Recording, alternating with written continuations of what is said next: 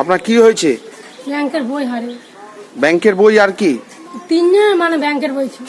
একটা ব্যাগের মধ্যে তিনজনের ব্যাংকের বই ছিল? হ্যাঁ, আর 500 টাকা তুলেছি, তার মধ্যে 475 টাকা ছিল। হ্যাঁ।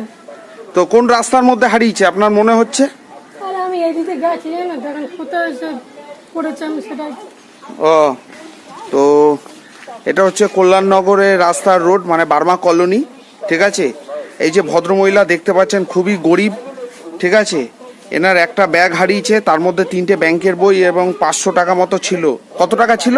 মানে 500 টাকা ছিল, 5 টাকার মধ্যে 25 টাকা, 300, 475। তো 475 টাকা ছিল।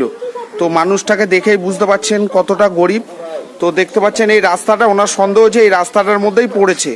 তো কল্যাণনগর হোক, 12 ফুট হোক, 22 বিঘা হোক, ঠিক আছে, যারা কেউ যদি ওনার এই ব্যাগটা পেয়ে থাকো, তো ওনার সঙ্গে কন্ট্যাক্ট করবেন। কন্ট্যাক্ট করার জন্য কল্যাণনগর স্পোর্টিং ক্লাবে এসে যে কোনো তো সদস্যর কাছে বলবেন। ঠিক আছে, এই যে ভদ্রমহিলা, ওনাকে